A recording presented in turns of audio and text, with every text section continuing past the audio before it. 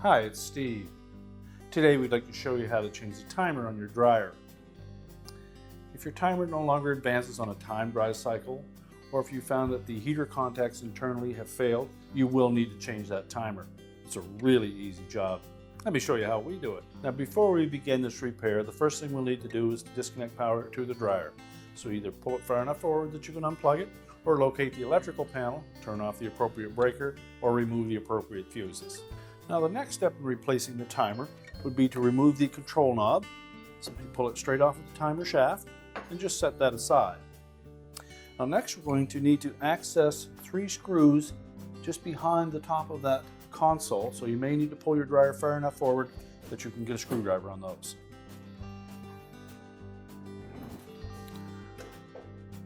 Just remove the 3 screws across the top.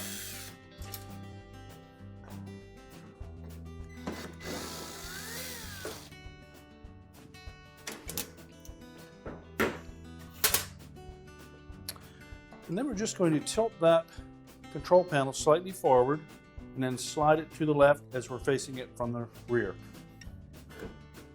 So we slide it far enough, we can then tilt it on its face so that we can remove that timer. Now that we have the console tilted forward, you have access to the back of the timer where we can remove the individual wires. And it may be to your best advantage to remove them one by one and install them on the new timer, or at least mark down the color code so that we know we have them in the right place.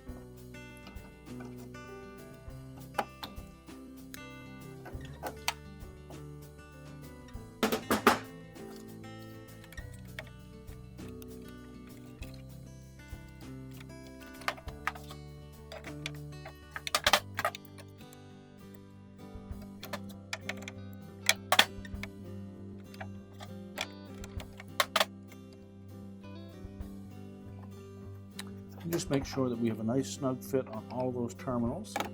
And if any of them showed signs of being discolored or corroded, you'll need to replace them. Now next we'll release the old timer and remove it from the console. And to release it, we need to lift up on this little locking tab. Just use the flat blade. Lift up enough that we clear the plastic tab on the back of the console. And then rotate it a little bit counterclockwise and lift it out of the opening.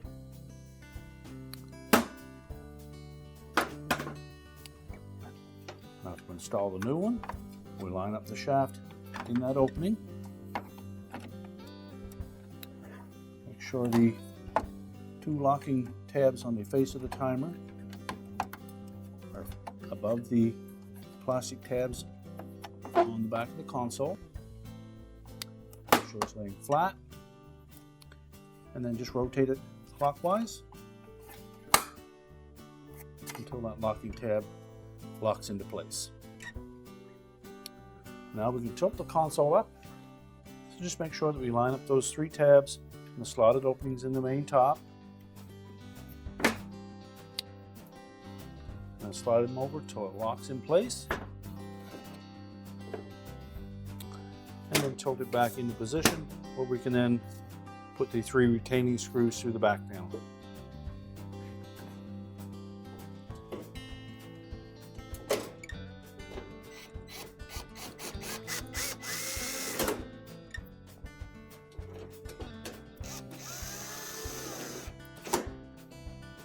And now we're ready to put the timer knob back on.